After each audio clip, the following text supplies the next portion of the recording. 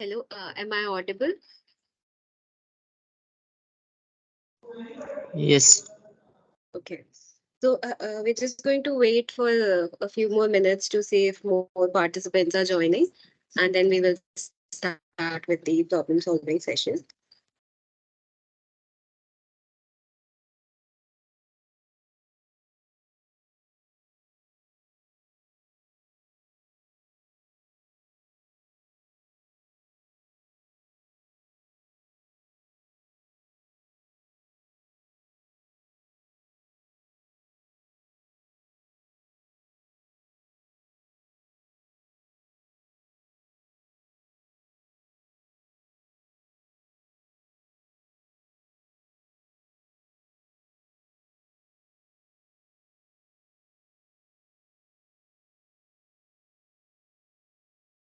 Okay, so hello and welcome to the week one problem solving session for the NPTEL course on principles and applications of building science. And this course is being taught by Dr. Ilangovan Rajshekhar, who's associate professor at the Department of Architecture and Planning, Indian Institute of Technology, Roorkee. I am Isha Rathore. I am Prime Minister Research Fellow and Research Scholar at the Department of Architecture and Planning at IIT Roorkee. I'm also being supervised by Dr. Ilangovan Rajshekhar for my PhD. So this is week one. We are similar sessions for all of the week where we will discuss the week's concepts and we will talk about problems which you face in this session. So a few rules for these sessions is please mute yourself for the session if you have any questions or if you would like to post any questions or if you want to reply to answers because right now we are at very few participants, so you can just unmute yourself and answer those questions. But if there were a larger audience, I would request to post your answers in the chat box. Also, if you feel more comfortable posting your questions in the chat box, you can do that. Otherwise, you can just ask questions directly. Okay, so these are the few housekeeping rules. So the sessions which I'm going to take are going to have a similar format. So we are going to look up at the highlight from each week. That is, we're going to look at the key takeaways from each of the lecture units, which were covered in that week. Then we're also going to look up at assignment, like the assignment questions with explanation on answers. So like now, week one and week two content is live on the NPTEL platform. So the deadline for week one and week two assignments is not yet um, reached, so we will not discuss those questions. We are going to look up at questions from the previous run of the course. So these are sort of like a practice sessions for the type of questions which will come up in the final NPTEL examination for your final certificate. Look up at additional question and answers for practice as we go through each of the following week. So these are not the questions which will come in the examination, but these are on a similar format like MCQ questions. And a few of them are to assess whether you are understanding the concepts of the this week's content. And we are also going to look up at queries which we receive in the discussion forums. So if you have any queries while going through the content of the course, you can put your queries and ask the question or ask a question tab, which you would see in your NPTEL portal. So you can put your queries and whatever you feel is ununderstandable. So we can touch upon those topics as well in this in these problem solving sessions. Okay, so we're going to look up at highlights, assignment questions, and queries mainly. So as you know, this is a 4-week course. So week one looks up at solar geometry, responsive building design, and thermal comfort. So we are going to look up at this week's contents. So highlight from week. So lecture one was on solar geometry, where first we look up at the Earth-Sun relationship. So it is important. I assume that most the students of architecture or building practitioners or people who will go into the field and work with buildings and the design of buildings. So why we need to study solar geometry is to assess whether the apparent movement of the sun at your particular site, how the sun is moving, and what sort of design elements, design features you need to incorporate in your design. So that is the first aspect as building designers or architects we need to understand. And the second is the amount of heat or energy which we get from the sun and how to handle it. So this is in terms of, for example, in winters you need the heat to come in, and in summers you want the heat not to come in. So your designs have to be understand these concepts of how the sun moves and how it affects your buildings, and then your designs also need to have features to balance these concepts. So there are these are the two essential aspects. That is, we need to know the apparent movement of sun, which is the solar geometry, and we need to know the energy flows from the sun and how to handle it. That is it. That is if we have to exclude it or if we have to make use of it or to take advantage of it. So excluding is by building up obstacles in the course of the sun. For example, you could use large trees to shade your building. You could use another building to shade your building. So that is how you exclude it. And to make use of it, you can have large windows which are of glass material, so your heat comes in. You also use solar radiation in solar panels. So a lot of these techniques are used. We will discuss further in this in the course as well as in this particular session. The second aspect we need to know is to understand the models which we use. So we have the heliocentric model and the geocentric model. So the heliocentric model is so both of these are astronomical models. So heliocentric model is when we consider sun at the center of the solar system and all the planets revolve around it. Whereas in the geocentric model, we consider that the Earth the center of the solar system, and the sun as well as the other planets revolve around it. So if we consider both of these models, the figure on your right shows the movement of the planets as well as the sun in the heliocentric model as well as in the geocentric model. So in the heliocentric model, the sun is constant, whereas in geocentric model, the earth is constant. Most of the calculations or the most of the assumptions which we make in understanding solar geometry specifically for the purpose of building physics is based on the heliocentric model, where we assume that the sun is at the center of the solar system and all the other planets as well as the earth revolve around it. So the first model is what we use for doing our building physics calculation. In the heliocentric view, the Earth moves around the sun, and the movement of the sun is on a slightly elliptical orbit. So you could see that the axis of the Earth is tilted at an angle of 23.4 or 23.5 degrees. That is, it's not directly aligned to it. So the Earth moves exactly like this in an inclined motion around the sun. So a few of the key dates to remember are the solstice and the equinox. So the solstice is basically solstice is when the distance of the sun from the sun and the earth is the maximum. So these are days on which you would have the largest day or the largest night. So the summer solstice is when the duration of the day is much longer compared to the duration of night because of the larger amount of time the earth is exposed to the sun. Whereas the winter solstice is when the duration of night is larger.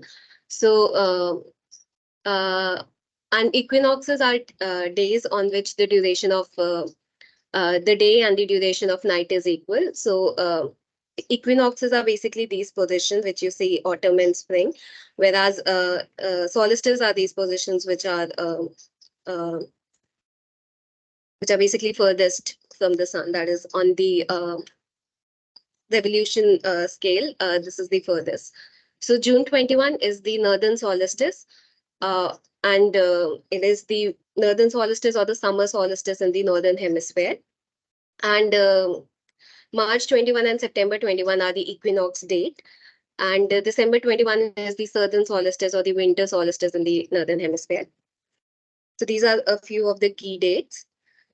So similarly, in the southern hemisphere, the summer solstice is December 21.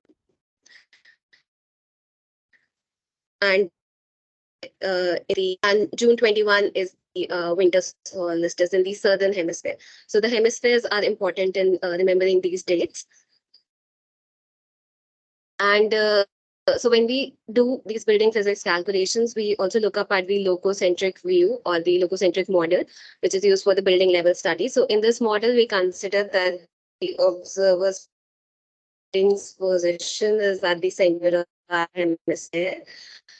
So we assume that the observer stationary and all the others for us to simplify our calculations and also to have a better understanding of the movement of sun, because that is a first person view of how we see the sun moving on the site or the other things.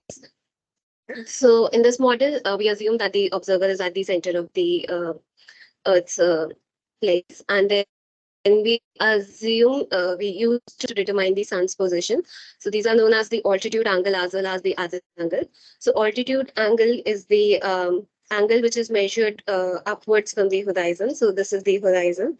So basically, if the sun is at a particular, of course, the sun is at a particular height as well as a particular distance from the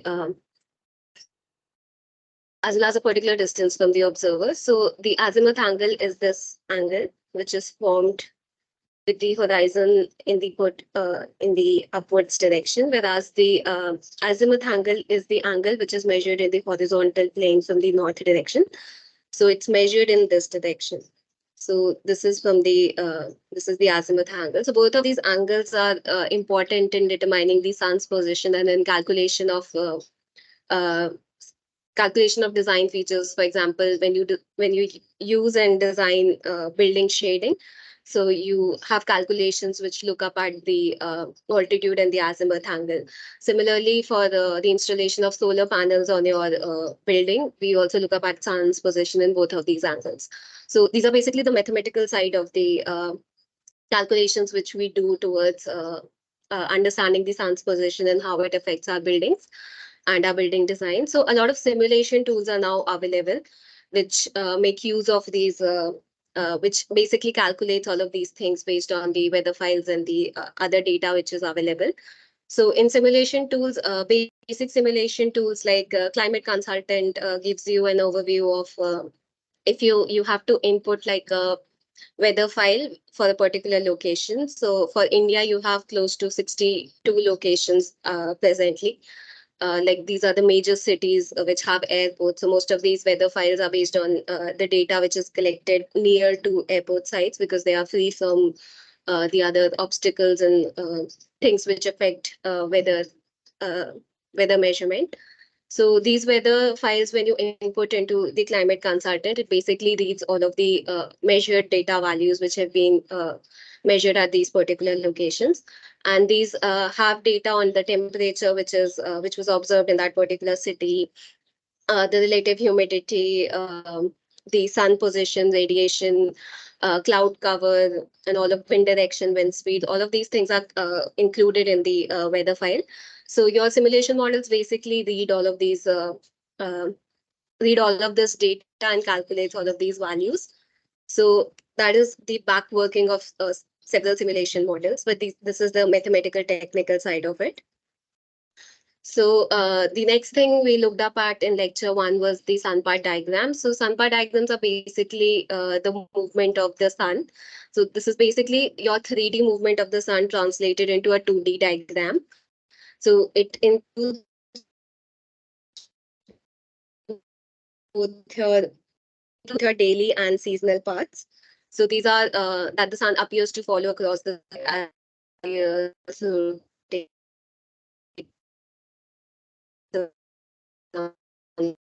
sun 2D dimensional form. So basically, when your sun is at a particular height, you project it in a 2D uh, in a 2D paper or a 2D graph. So that is the sun path. And there are several type of, again, several methods of projections which are available. And based on these, there are several sun path diagrams which are available. The most common and the ones which a lot of simulation tools and which is most common in building physics is the stereographic projection. So we will look up at this in the next slide. So it's basically projecting all of the 3D movement of the sun into a 2D diagram. So the sun path example,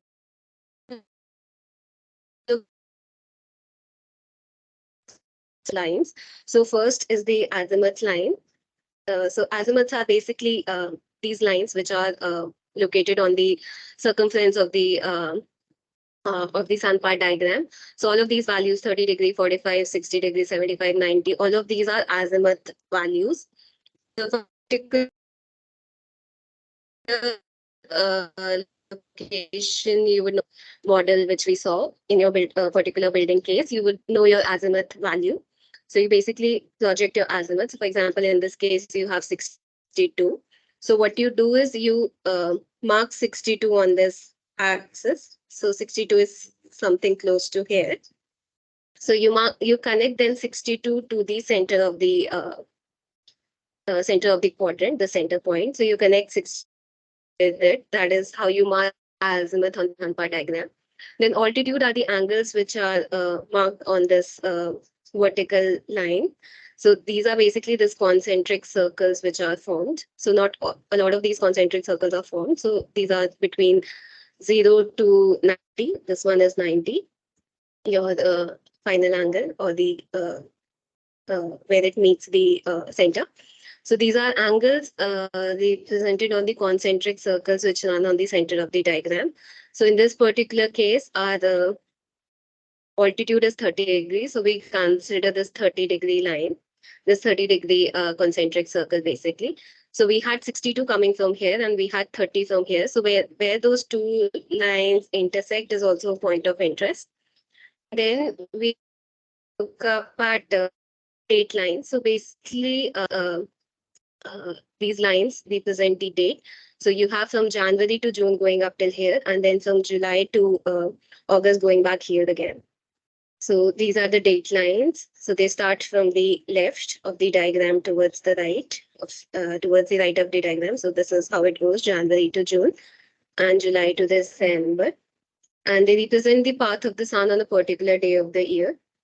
And then finally, we have the hour lines. So our lines are basically these 8 type lines which you see on the graph. So these lines are our lines. So they basically represent the hours when the sun is active. So basically this point is the when the sun rises and this point is when the sun sets. So as you see, the duration of the sun is much higher in these particular days compared. So yeah. So these are the eight shaped lines, 8 type lines which intersect with the date lines as well as the concentric circles and the azimuth line when you connect them. And the intersection point is the location or the position of the sun. So basically, if you want to know for your particular location, where will the sun be in comparison? So your building is assumed to be at the center of the uh, point. So if you want to know the location of the sun at your particular site, you can use the sun part diagram to mark where the sun will be. So in this particular case, we connected 62, which was degree, which was our altitude. So this are the two with where our sun position is, and this is at 9 o'clock for the particular duration of first of Okay, so this is how you read the sun part diagram. You basically connect. So you would know a few of these things, or you will be interested in knowing what is the sun path or the sun location at a particular date or at a particular hour. So you can use this. Sun part diagram to map the sun position. So this is how you read the sun part diagram. This is again the stereographic projection of the sun part diagram. And then we also looked up at solar radiation. So solar radiation is measured in 2 ways. So first we have the irradiance, which is measured in watt per meter square. And this is the instantaneous flux or energy flow density, which we directly this radiation is measured into as the energy density which we receive. Whereas irradiation, which is per meter square, is what we measure on a particular building, like for a particular building area or a facade. So we may measure it in irradiation. That is the total amount of energy which is coming and hitting that particular facade. So this is the value which we refer. So both of these concepts will be discussed further on in the course as well. But this is just the basic introduction of these particular terms. So another important term relating to solar radiation is the solar temperature. So solar temperature is the hypothetical temperature of the outside air, which is assumed, which is by considering the effects of both convection and conduction. So just a quick recap on the type of heat transfer processes which happen. So there are three type of heat transfer processes which can happen. So is one when the two surfaces are in contact with each other. That is the process of conduction. So in conduction, what happens that the object or the surface which has high temperature, let's say 32, when it comes in contact with let's say a low temperature 22 degrees, when both of these surfaces come in contact, the heat flows from 32-degree temperature to the 22-degree temperature surface. So this is conduction because both of them are touching each other. So they try to reach thermal equilibrium. They try to balance each other out and let's say reach a common temperature of 27 degrees. At that point, no more heat will transfer. So this is conduction when both the bodies are in contact with each other. Whereas convection is heat transfer by airflow movement when bodies are not in contact with each other, but the heat is getting exchanged because of some medium which is present in the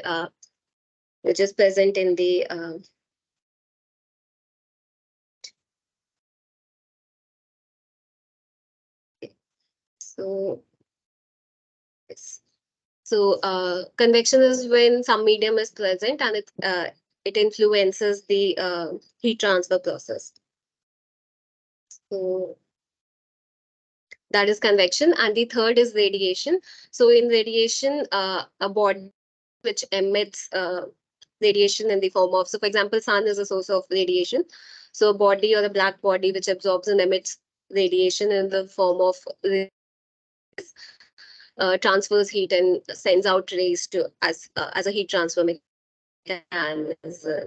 So that is these are the source transfer process which happen. The effect of both conduction and convection of the outdoor air, and it gives the equivalent amount of it can so solid temperature is basically air temperature, which includes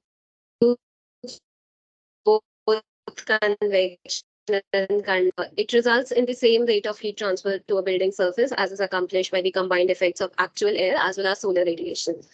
So it considers the actual air temperature and it considers the solar radiation, which is the convection aspect of it, because the air gets heated up because of the transfer from the from the sun. So solar temperature is expressed in the equation form as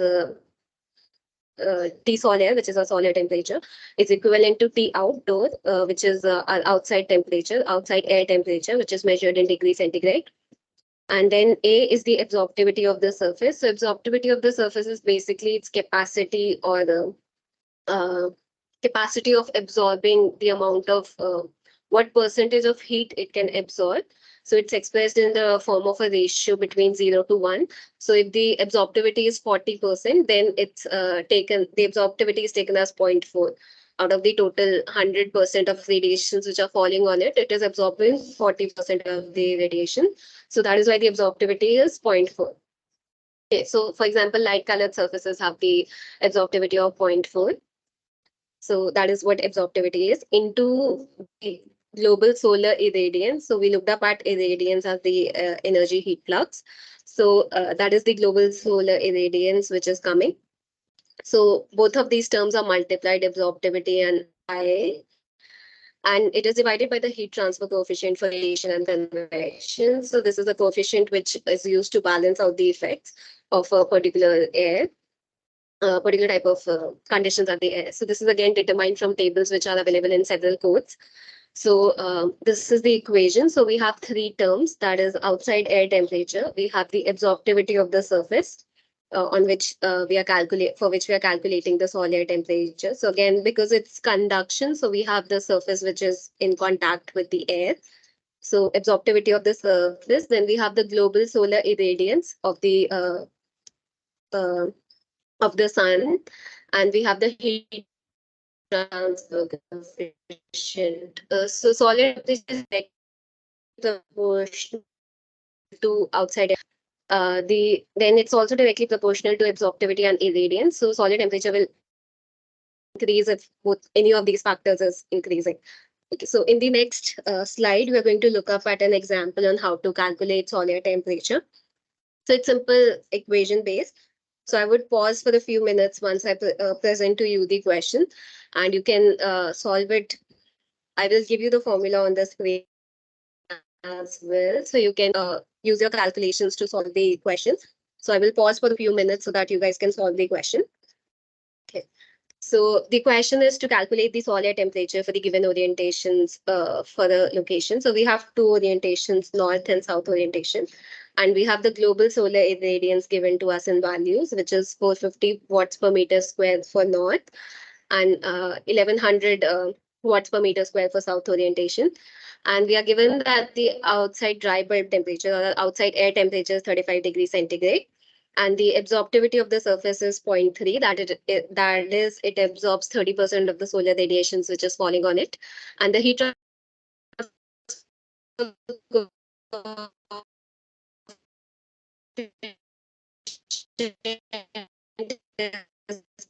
given as 90.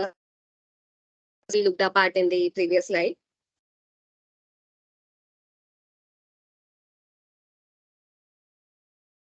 So solid temperature is a very important concept which we use in calculations for building physics because it includes both the effect of air temperature as well as the solar radiation on a particular location.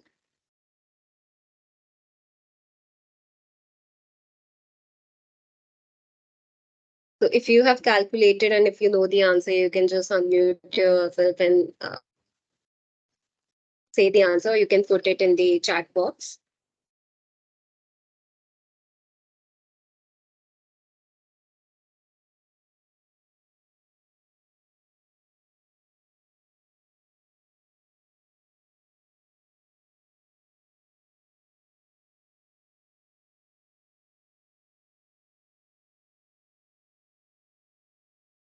Okay.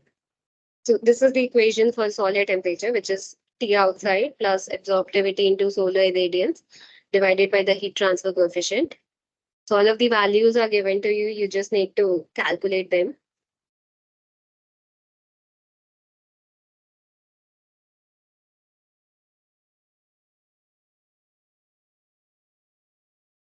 Also, this is the simplified version of solid temperature.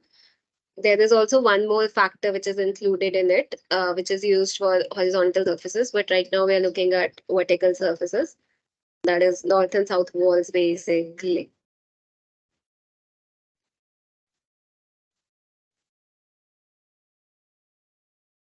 So we are not looking at it. Okay, so for the first case, that is for the north orientation, solar temperature is calculated by T outside, which is 35 degrees centigrade, plus absorptivity, which is 0.3, into solar irradiance, which is 450 watt per meter square, divided by the heat transfer coefficient, which is 19.36 watt per meter square degree Celsius. So solving this equation gives us 41.8 degrees centigrade. So you can see that this is the effect of the convection. This is the component of heat which convection is adding to our air temperature. So this is the final solid temperature is 41.8 degrees centigrade. So we have both conduction and convection effects included in the solid temperatures. Now, similarly, for the south orientation, we have 35 degree as our outside air temperature, 0.3 into 1100, which is our irradiance, divided by 19.36 watt per meter square degree Celsius. And this gives us 51.62 degrees. So the effect has increased in the south orientation. Okay, so for building physics calculation, instead of using directly air temperatures, we go for solid temperatures where we have to capture the effect of solar radiations as well. So this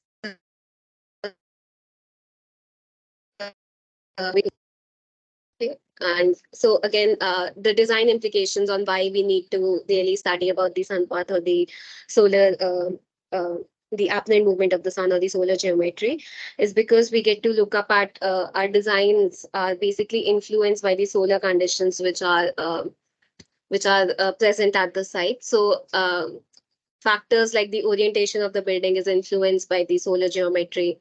Then the layout of the building is again influenced by the solar geometry. Then we try to keep the buffer spaces in the areas where we receive larger solar radiation or where the building gets heated up.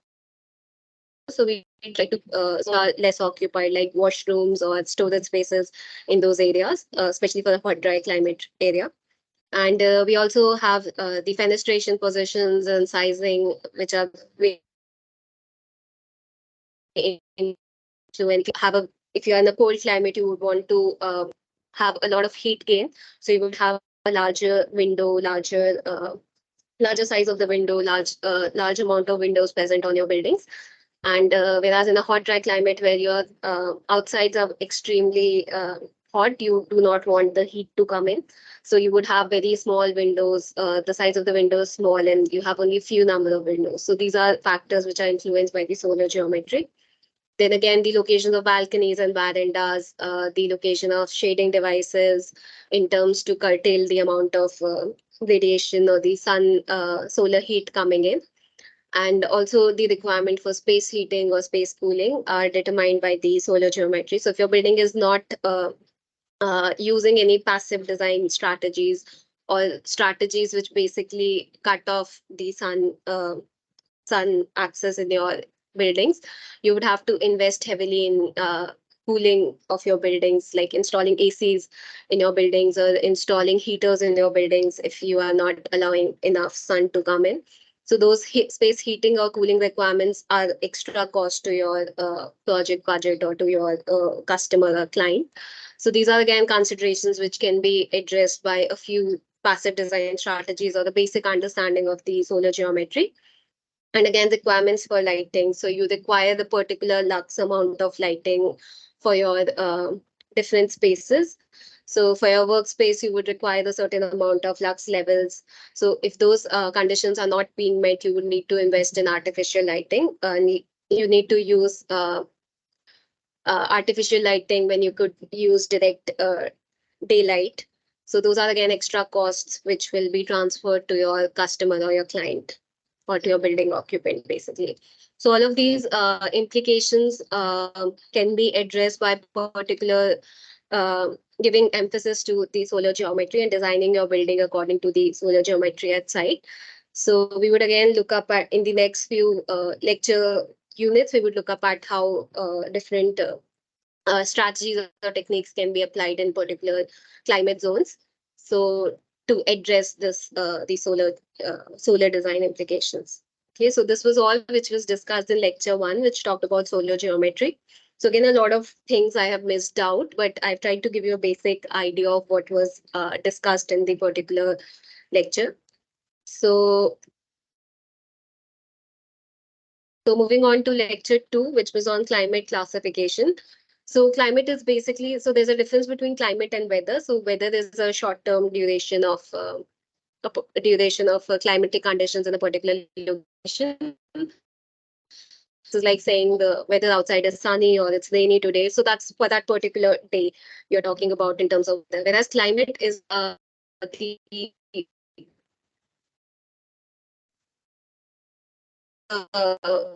assessed over the long variables which are present on that particular area for a longer duration of time, usually decades or centuries, depending on the data which is available.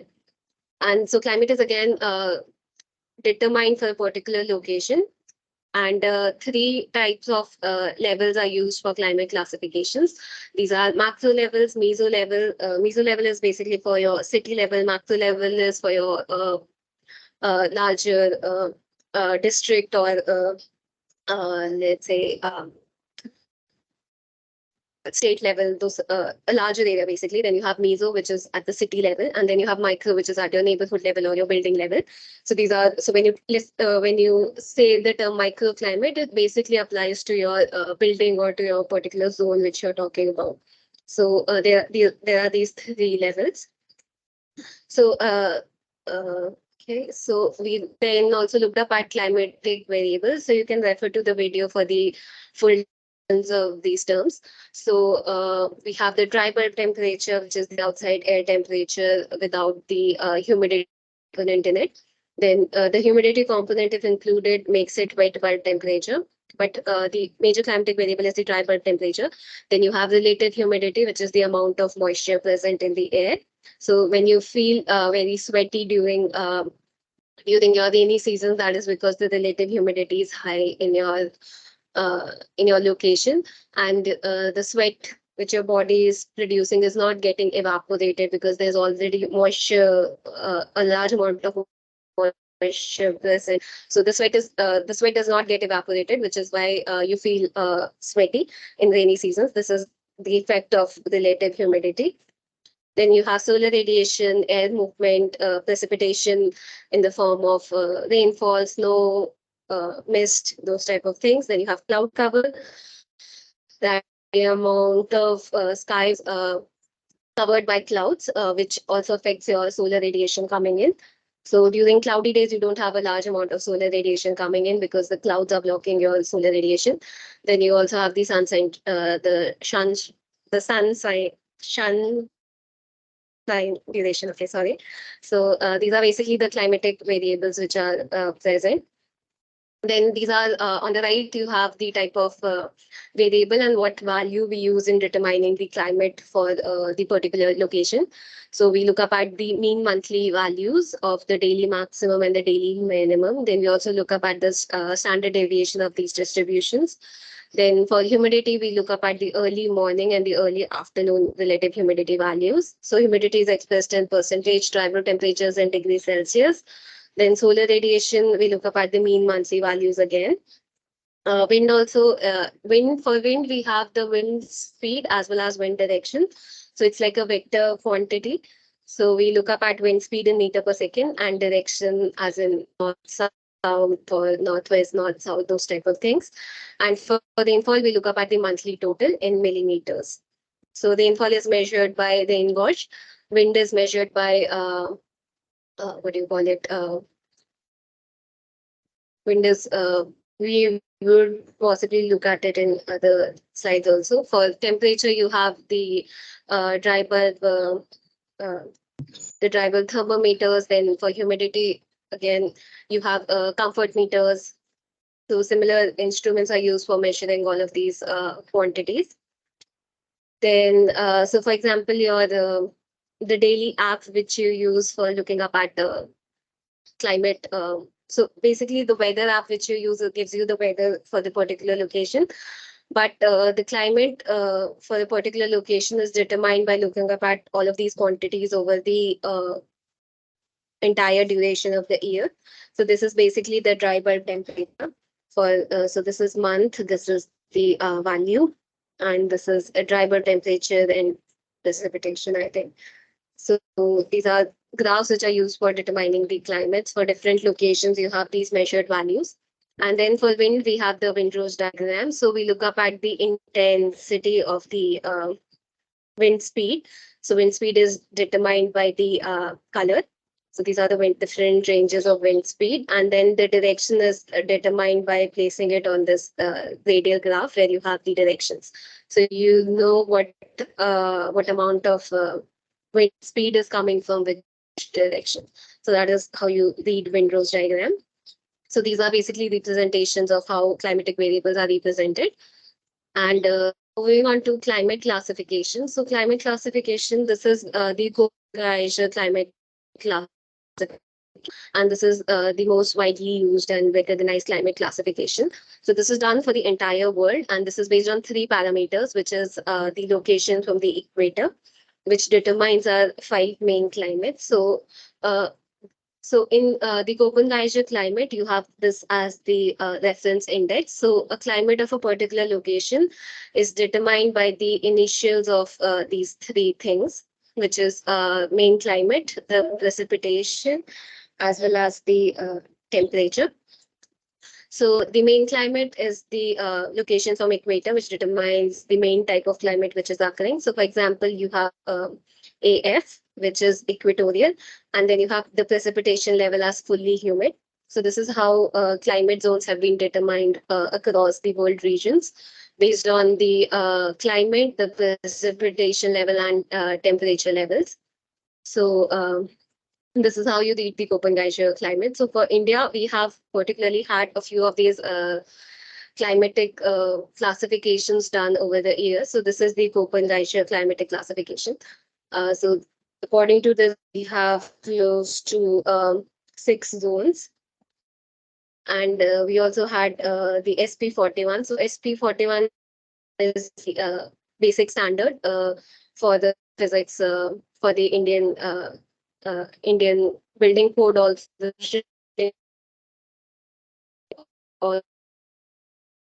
So this is basic code which you can also read. It's like 40 pages or something, and it includes examples for different calculations as well. So it's a good reference if you ever want to go back to basics for this course, SP41. And then we also have the CBRI climate classification. So the climate classification which we use currently, which is also recognized by the National Building Code of India, 2016, is based on the humidity, is based on the mean monthly maximum temperatures as well as the mean monthly relative humidity levels. So we have 5 different zones, climatic zones spread across the country. These are hot, dry, warm, humid, composite, temperate, and cold. So for hot, dry, we have the mean monthly temperature greater than 30 degree and relative humidity is less than 55%.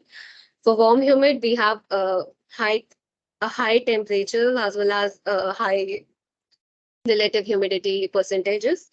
For temperate region, we have a favorably comfortable temperature between 25 to 30 degrees maximum temperatures, and the humidity is less than the maximum, is less than 75, which is a high humidity level.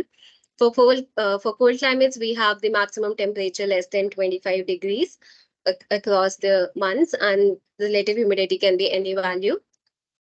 Whereas composite climates are seen in zones or areas where do not fall under any of the given above climatic zones. So those are known as composite climates. So they can have characteristics of 2 or more climatic zones, very hot and dry summers, but they can have very cold winters. So they have characteristics of 2 or more climatic zones. So that is why they are known as composites. So for example, if you look up at the zoning of the climate zoning of the country, you would see Jammu Kashmir, part of Pradesh, the top more parts of India, seen across the states, including Rajasthan, UP, Chhattisgarh, and Andhra Pradesh and Telangana. And then you have hot dry regions in Rajasthan, Gujarat, Maharashtra. And your temperate zone is actually close to the major city which comes under temperate zone is Bangalore. So it has favorable climate and very less humidity. And then the other parts of your country, which are close to the coast and the northeast, which experiences rainfall, are in the warm, humid zones. So this is the major climatic zoning of the country. So in the next slide, we're going to again look up at an example or a question on how to actually assess or determine the climate of a particular location. So we have the following given data for the location based on the for given location, and we have to determine the climate as per the NEC table, which is also given to us. So basically, we have the mean monthly maximum temperature for all the different months, and we have the mean monthly relative humidity for all the different months, and we need to see which range of values it falls under. So this is how you actually determine the climate of the of a particular location.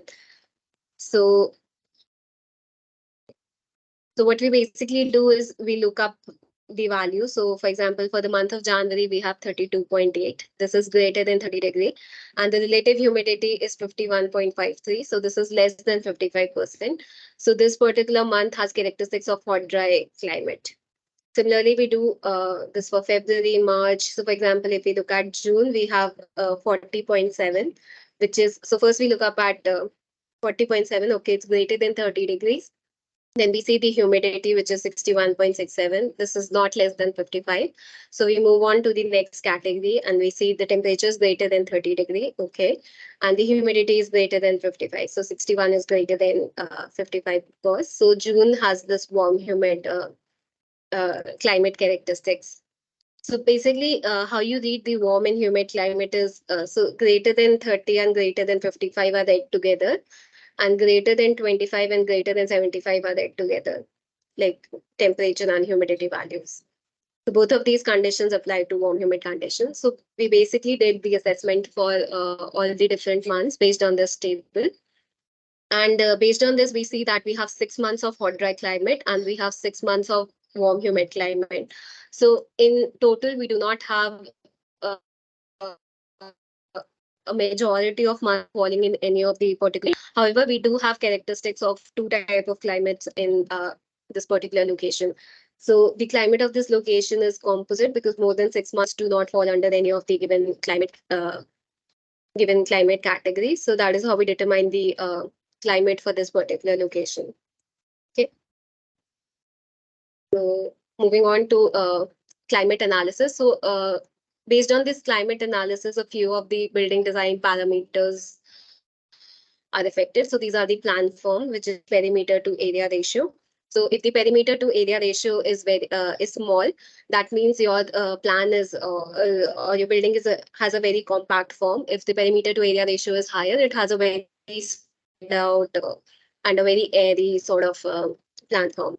Then you have plant elements in terms of courtyards and other things which you can use. Then you have building orientation, surface area to volume ratio, roof form and materials. So for example, in cold regions, you need a sloping roof because you would have snow and snow loads.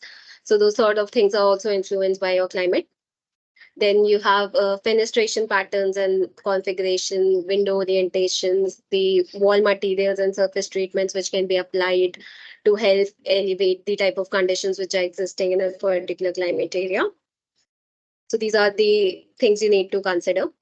Then we have design strategies which are applicable to different type of climates. So for the hot dry, we have to shield it from high solar radiation because already there is no humidity in the air. The warmer temperatures feel already warm. So you need to shield, protect your building from solar radiation. You need to have a very compact form. That is, your perimeter to area ratio should be small. Then you also need to protect it from dust or hot winds. So you have prevalent hot winds or loon, which is the term for hot winds in these particular locations, which carries a lot of dust and loose material with it as well. So you need to protect it from those sort of conditions as well, which is why you would see that in hot dry climate you have very small openings or small window wall ratio for in buildings, and you also use thick thermal mass materials which are like materials which have storing capacity. So basically, like you would see stone or mud blocks, mud walls being used in these areas in vernacular architecture practices. Then you can use white or reflective roof surfaces to reflect the solar radiation which is falling. So those type of things are used in hot, dry climate. Then for warm, humid climate, because there's humidity, you need to increase the provision of ventilation. That is, you need to have larger windows, airy movement. So you need to have a larger perimeter to area ratio. You need to have courtyards which help elevate and cause the movement of air. Then you also have sloped roofs, and you can also again use white reflective surfaces to reflect the solar radiation or heat back. So these are some design strategies which you can use in warm, humid climate. Then you have cold climate where you can use solar radiation. Because in cold climate you want solar radiation. Again, you have a compact form because you want to protect your building against the harsh cold climate. You need to protect it from cold drafts. And you have slope roofs again because you have snow loads and other things. Then for composite climates, you need to actually look up at the type of climatic characteristics or which combination of climate zones are basically acting in your composite climate. So you need to do planning and use strategies based on those particular climates as well. So you need to have like seasonally variant strategies, protected from solar radiation during summer and harness that solar heat during winter. Typically, you have a low perimeter to area ratio. That is, you have compact forms only because you would have some sort of a harsh summer situation or a harsher winter situation, opposite climates. So this is typically followed, but again, you need to look up at what climates are basically dominating in the composite climate. So those sort of considerations you need to make, and you can use these type of design strategies. And then for moderate climate, you need to have less number of heating and cooling degree days. This is again discussed in the slides. Then typically you need to harness solar radiation, which is especially in the winter season. You need to have shaded outdoor activity areas because you have comfortable conditions around for most of the duration of the year. And you can use less thermal mass construction materials in this area. So this is what we discussed in the lecture 2, which was on climate classification. So moving on to lecture 3 and 4. So this is discussed together because it talks about the thermal comfort in built environment.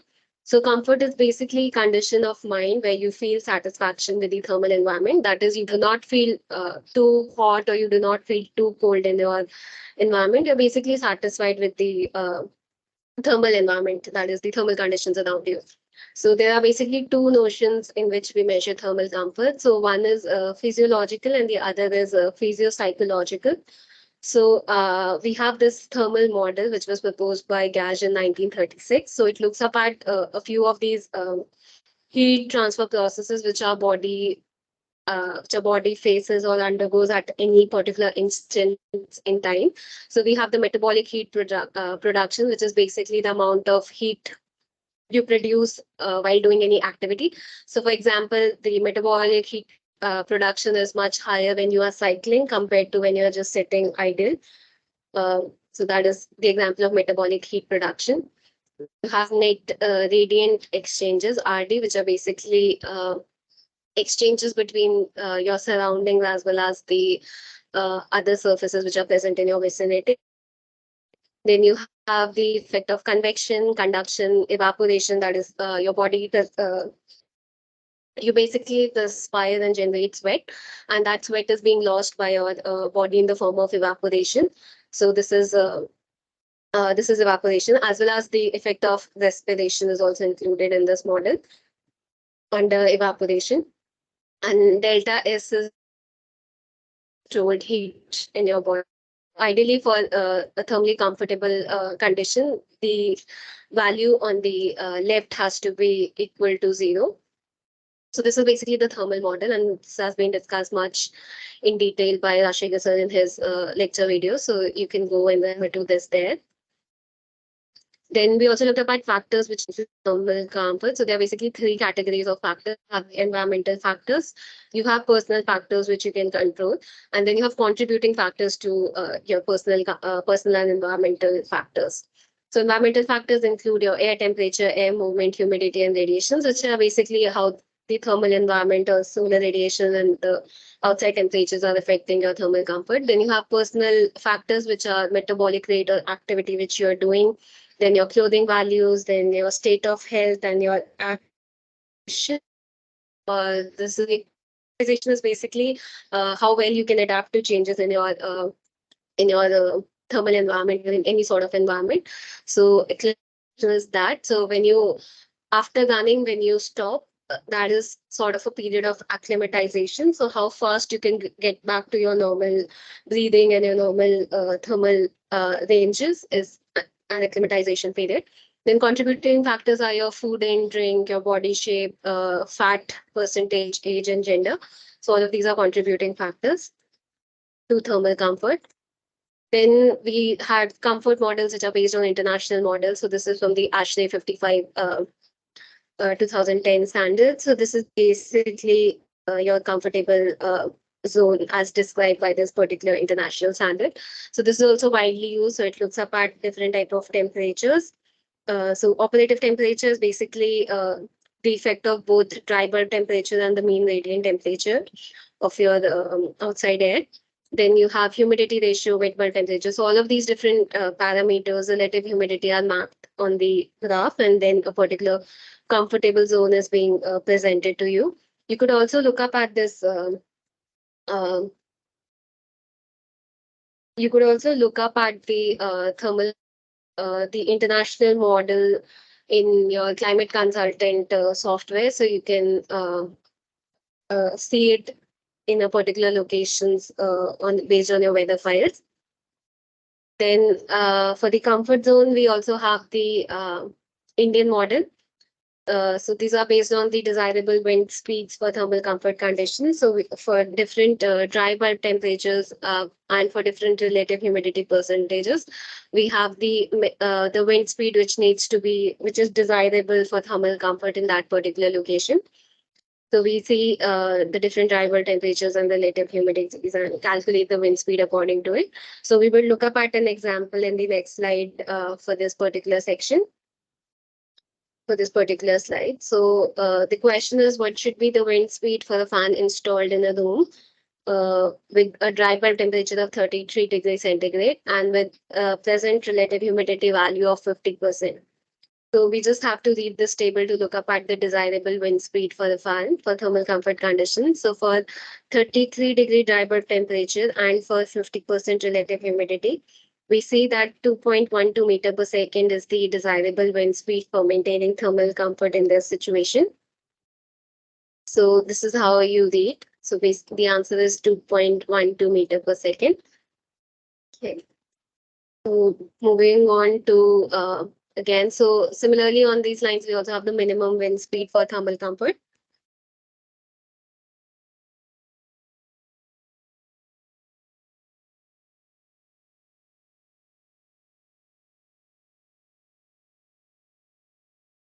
So similarly, we also have the minimum speed for minimum speed for just acceptable comfort warm conditions. So these are minimum speed at which the user will not be at 100% thermal comfort, but it will be just acceptable to him. So similarly, for the previous example, if we look at 33 and 50 degree, we see that 0.24 meter per second would also work as an acceptable thermal comfort limit. Okay. So other concepts for comfort, for measuring comfort also include draught, which is basically sort of sudden air or uh, like for example, when you have doors and you have sort of a slight opening underneath your door, you could feel cold air coming in through that particular opening. So this is like infiltration or leaks or gaps in your building elements which cause draught effects. Then you have radiant asymmetry, which is basically some part of your body experiencing a higher temperature compared to some other part of your body which is experiencing a lower temperature. So that is radiant heat symmetries. For example, in the example, you see a bonfire situation. So the hands of the person are at a higher temperature compared to the rest of the body. So that is an example of radiant asymmetry. Then you have particular air temperature differences. So your feet might get cold because of the movement of air. And then another thing is floor temperature. So these are different sort of other things which also affect your comfort. So then thermal comfort models include Fangio's predictive mean mode. So this is a 7-point scale considers the which considers the percentage of people dissatisfied in their present situations. So this is basically done on subjects which are presented with the simulated conditions in thermal climate or in climate chamber boxes. So they are basically simulated. They're presented to simulated conditions of temperature, and then they are asked whether this temperature thermal environment. So then they can, on a scale of +3 to -3 from hot to cold, they can mark their responses in terms of how they are feeling in their comfort climate. So this is Fangio's predictive mean mode. Then we also have the tropical summer index, which is the relationship between wet bulb temperature, globe temperature, and air velocity. So this is in the form of a nomogram where you can mark values of dry bulb temperature, humidity, and get the value of tropical summer index. So this is another thermal comfort model, which is again discussed much in detail in the videos for the course. So you can refer to those videos for a deeper understanding. So moving on to lecture 5, we looked up at thermal adaptation. So thermal adaptation is basically how well you adapt to the thermal conditions which are presented to you in particular cases. So hold on a second.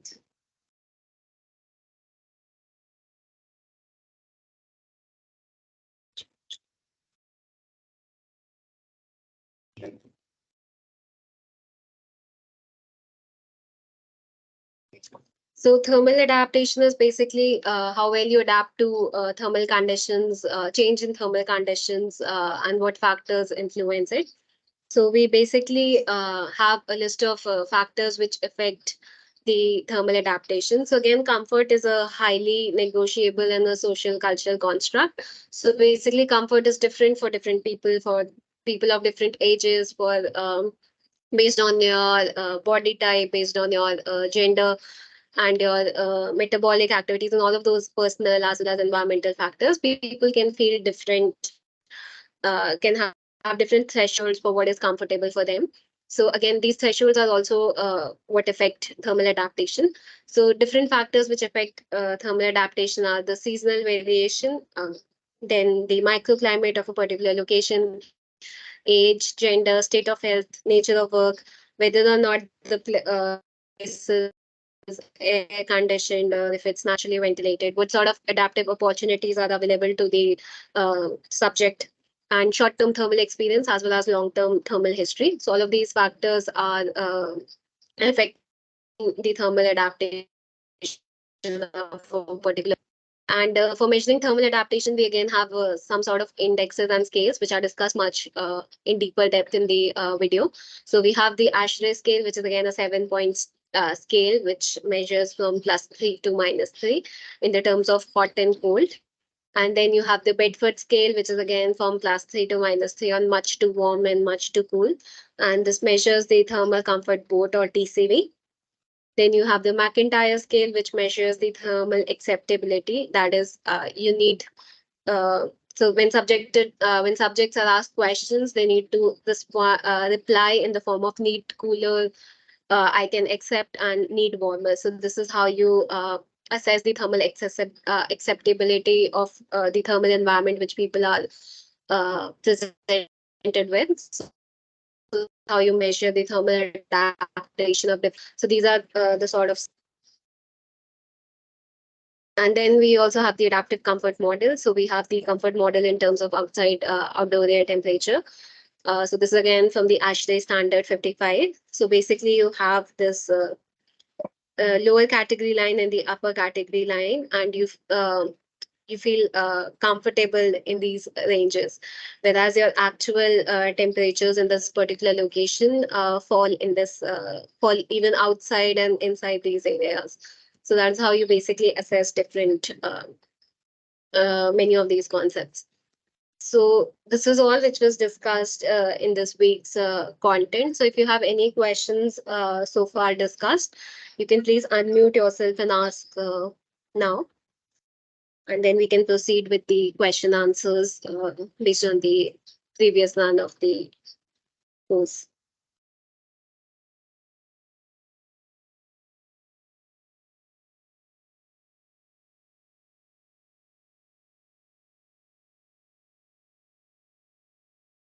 Okay, so we will now proceed with question and answers for based on week 1 assignment from the previous run of the course. So the first question is, in Northern Hemisphere, winter solstice occurs on. So you have 4 options: June 22nd, December 21st, March 21st, and September 22nd. So which of the following days does winter solstice occurs? So you can post your answers in the chat box. I will moderate the chat box. Or you can just, yes.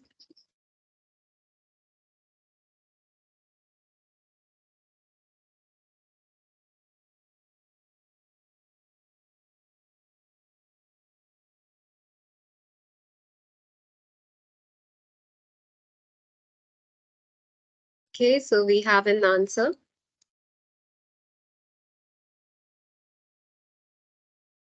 Okay, so this was discussed in the beginning of this course as well. So B, December 21, is the correct answer. So your answer was correct. So basically, solstice is in the northern hemisphere specifically. The summer solstice occurs on June 22nd, whereas the winter solstice occurs on December 21st, whereas the equinoxes are March 21st and September 22nd. Okay. So these are important dates. Most of the building physics simulations and uh, most of the effects are also measured on these particular dates only, because the solar intensity is the highest on the solstice days. So solstice and equinox studies are particularly done when you're trying to assess the thermal performance of buildings, whether manually or in simulations also. So December 21st, B is the correct answer. Okay. So moving on to question 2. As thermal absorptivity of a surface increases, A, solar temperature increases, B, solar temperature decreases, C, solar temperature remains unchanged, or D, none of the above. So again, this is based on solar temperature, which we discussed in our slides as well. So we looked up at the equation for solar temperature, and the solar temperature had three major parameters, which were the outside air temperature, the absorptivity, the global solar irradiance, and the heat source, the heat transfer coefficient.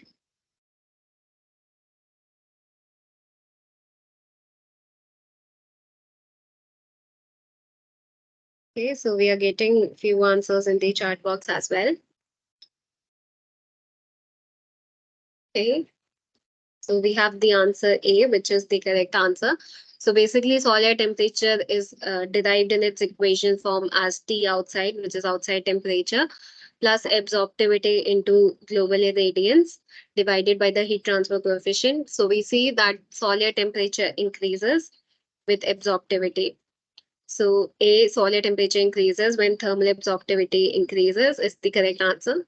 So because all of these terms are directly proportional to solar temperature, any increase in outside temperature, any increase in absorptivity, and any increase in global irradiance is going to increase your solar temperature value. So A, solar temperature increases is the correct answer. Okay, so moving on to, so a few of the questions from the previous assignments are repeated. So we are just going to skip those questions which are also present in your current assignment. So question is, in India, historically, narrow shaded streets were a characteristic feature of which of the following climate? So we have warm, humid, B, hot, humid, C, hot, dry, and D, moderate. So traditionally in vernacular buildings, you would have seen, especially if you visit some of these historic old city parts in different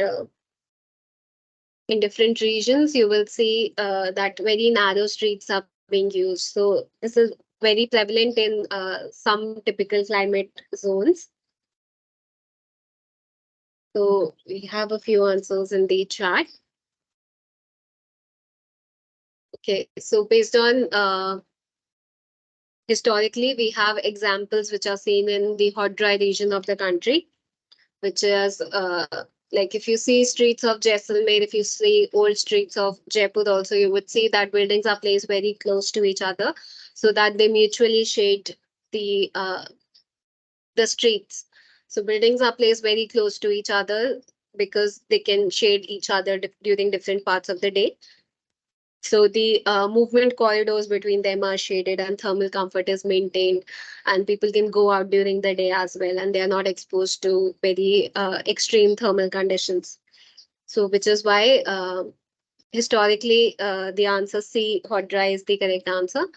So we have narrow shaded streets in hot dry regions. Okay, so moving on to question 6.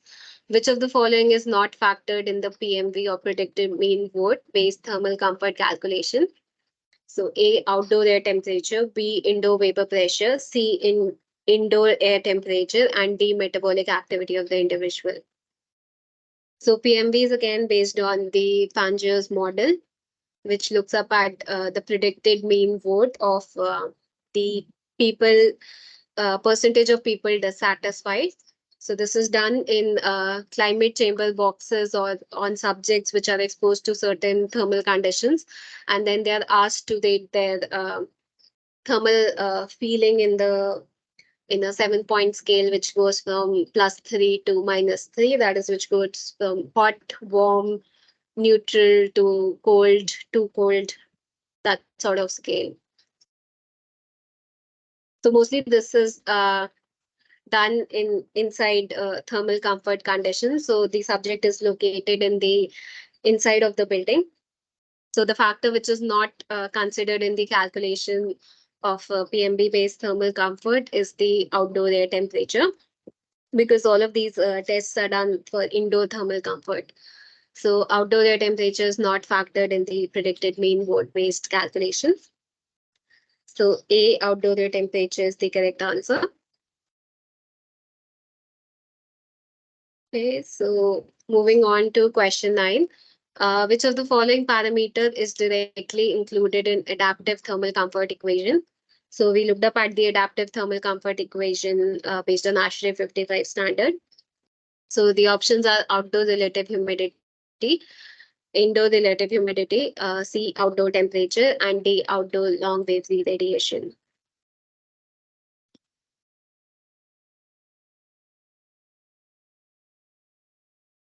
So you need to select the parameter which directly influences the adaptive thermal comfort equation.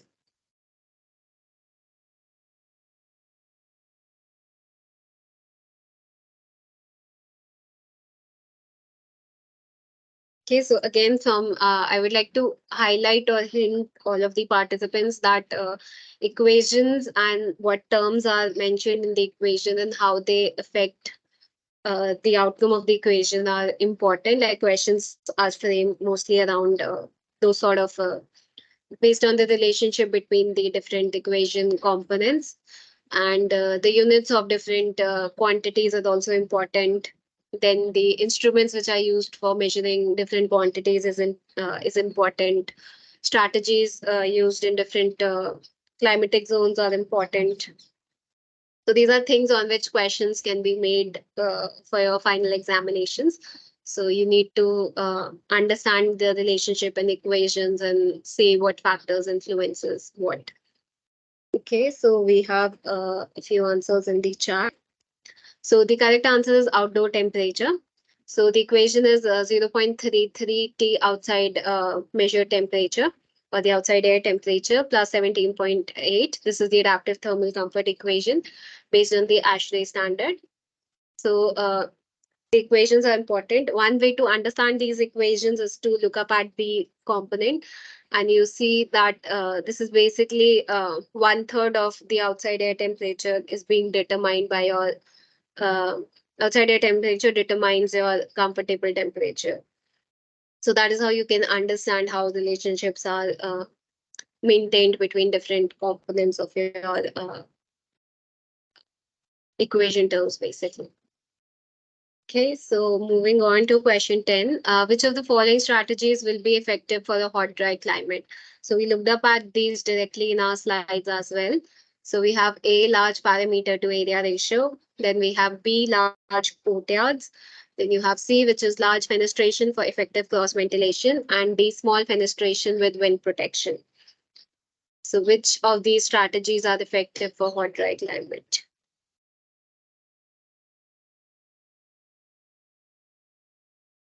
Okay, we have one answer.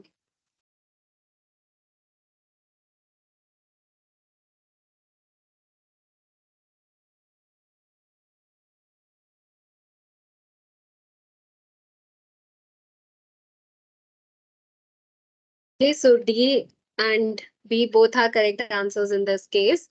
So we have the large courtyards are used in hot, dry climate. So courtyards basically are passive design strategies, which are basically which work on the principle of heating up the air in the courtyard space. And we have this basic physics concept that hot air rises up and cold air cools down. So uh, what happens is when the air in the courtyard gets heated up because of direct solar radiation. So the air becomes hotter and it moves up. So it basically facilitates uh, the movement of air around the courtyard to rush in and fill this space because this is colder air. And this facilitates the movement of air and creates the effect of ventilation in these spaces. Also, because you have small fenestrations with wind protection in your hot dry climate, you don't have a lot of scope for direct ventilation in terms of passive strategies. So this is how you ensure ventilation in your spaces by this continuous process of heating up of your courtyard air, and then the movement of air happens because of this hot air rising up.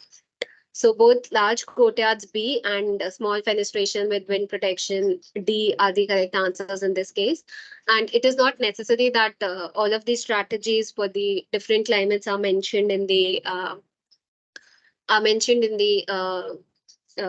these slides which I have shown you. Different type of passive strategies other than what are discussed conventionally are also used. So I would share some links with you on what sort of passive strategies are available as well in the discussion forum, and you can see that link as well. So in hot dry climate, you don't have large perimeter to area ratio. You have a very compact form. So you have a small perimeter to area ratio. Then you can have large courtyards or you can have series of small courtyards to facilitate the movement of air. Then you don't have large fenestration with cross ventilation. This is a strategy which you might use in warm humid climates, but in warm humid climate also you don't have large fenestrations. Then small fenestrations with wind protection is what we use in hot dry climate, because also to protect it from dusts and other hot winds. So you have a smaller window to wall ratio. So B and D are both correct answers in this case. So now we're going to look up at week 0 assignment. Week 1 and week 2 assignments have a deadline which has not passed yet. So we will not discuss those assignment questions. But if you feel that if any answer does not have correct options or anything, you can write to us in the discussion forums and we will take the necessary steps. And we would discuss week 1 assignment and week 2 assignment in the subsequent problem solving sessions when the deadline has passed. So right now we would just look up at week 0 assignment.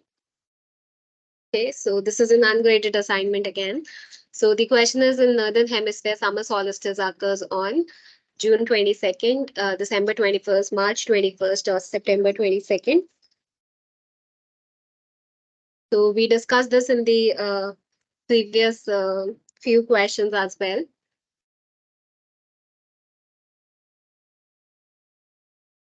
Okay, so we have an answer.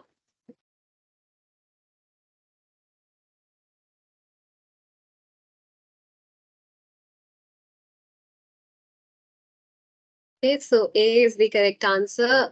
Summer solstice in the northern hemisphere is June 22nd, whereas summer solstice in the winter hemisphere is December 21st. So it's important to look up at what hemisphere we are talking about and what is the specific summer solstice or winter solstice which is being asked. So December 21st in the northern hemisphere is winter solstice, March 21st and September 22nd are equinox dates on which the duration of day and the duration of night is same. So this is the first question. Moving on to second question. The unit of thermal transmittance is A, watt per meter square, B, watt per meter square Kelvin, B, watt per meter square, C, watt hour per meter square Kelvin, and D, watt hour per meter square. So I don't think we have discussed thermal transmittance specifically in these particular slides. So thermal transmittance will possibly be discussed in week 2 content, where we look up at indicators for measuring building envelope thermal performance. So thermal transmittance, or U value, is the basic building indicator, which is used for measuring the thermal performance of building envelopes or any buildings, building construction. And it basically measures the resistance or the effect of resistance as well as the air present around the building in terms of heat transfer coefficients. So thermal transmittance is basically the inverse of thermal resistance in building physics calculations. So this has a unit of A, which is watt per meter square Kelvin. So you can say that U is defined as the inverse of the sum of all the resistances of the different layers of the building envelope or the building wall. And then this is calculated, resistance is basically calculated as 1 by H naught, which is the outside heat transfer coefficient, outside air. Then sum of the uh, length or the thickness of the layer 1 divided by the thermal conductivity of layer 1 plus so on for the different layers of the building wall or building envelope. And finally, the sum of 1 by Hi, which is the inside air heat transfer coefficient. So thermal transmittance is basically calculated as the resistance which the which the different layers of walls are offering, as well as the effect of the slight thin air on both the outside and the inside side. So we will look up at this in the next problem solving session possibly. So in this case, L1, L2, L3 have the unit of meter, whereas thermal conductivity, so these are thicknesses. This is thermal conductivity. This has a unit of watt per meter Kelvin. And the heat transfer coefficients of outside and inside air are in watt per meter squared Kelvin. So so because this is in the inverse, it gets together converted into the unit of watt per meter square Kelvin. So thermal transmittance unit is watt per meter square Kelvin. So again, units of different definitions and values are important from the perspective of your final examination. So keep understand the concepts of these terms as well as what they mean and what their units are. Or if you do not remember their units, you can at least derive them from their equations, like how we just did here. So A, watt per meter square Kelvin is the correct answer. So moving on to question 3, a black body.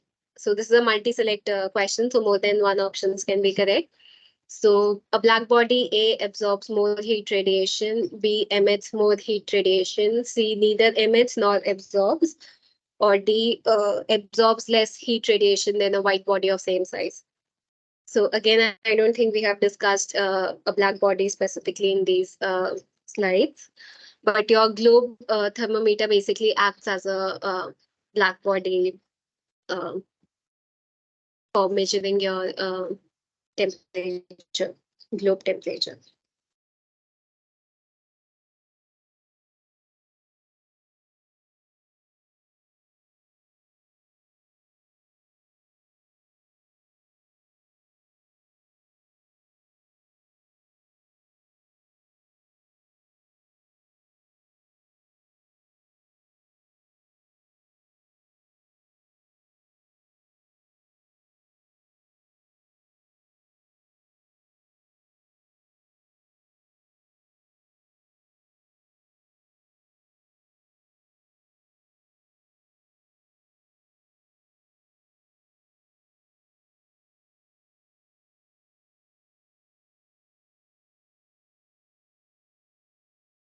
So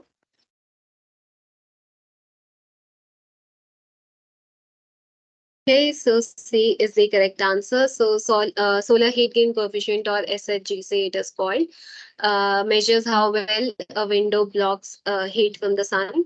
So therefore, the lower the SHGC value, so SHGC is measured as a fraction between 0 to 1.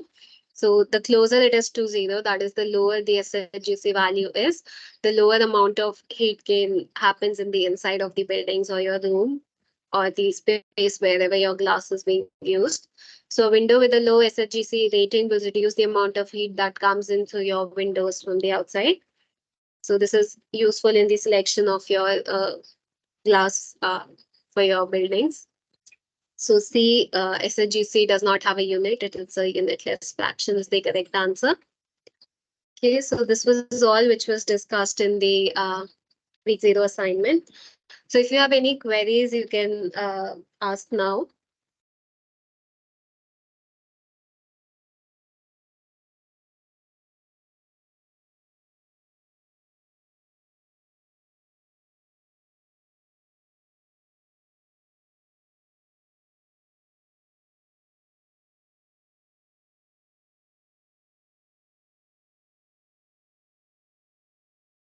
Anything which you did not understand in this entire week's lecture units, or anything you did not understand in this in the recap slides for this session.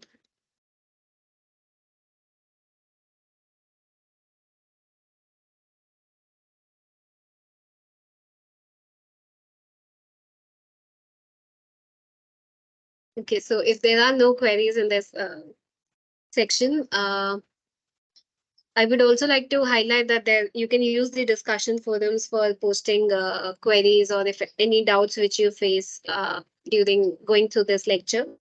You have a dedicated TA teaching assistant who would answer these queries. Also, we will cover some of these queries in these problem solving sessions. So any concept or anything which you do not understand and need more clarity on, you can put it in the discussion forums. And there are two teaching assistants, PMRF teaching assistants, who we're going to have one more problem solving session. So if you require clarity on any concept, we can cover them in these problem solving sessions. So these are aimed at enhancing your understanding of the course materials. So make use of these discussion forums. Okay. So what did you think about this session so far? If you don't have any queries, any sort of suggestions or what you would like to see in these sessions is welcome. You can just unmute yourself and ask or say whatever you want to say, your opinion.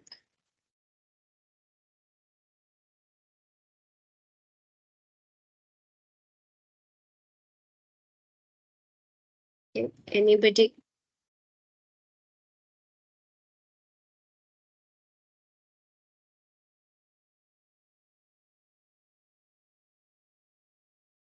Did it help you understand the week's content any better?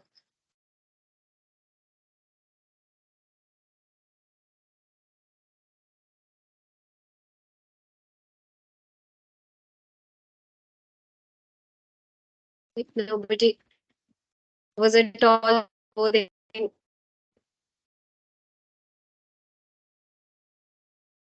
So I see Selva Priya has joined. So Selva Priya is basically the TA who is managing the back end of putting the assignment questions out there for you all.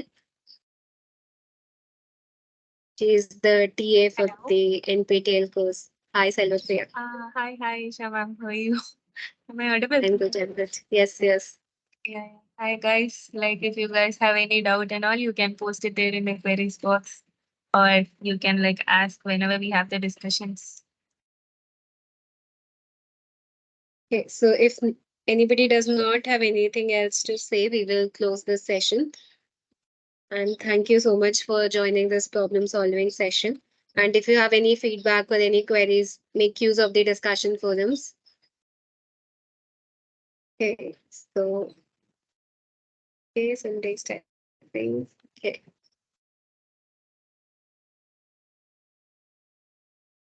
Okay, thank you so much.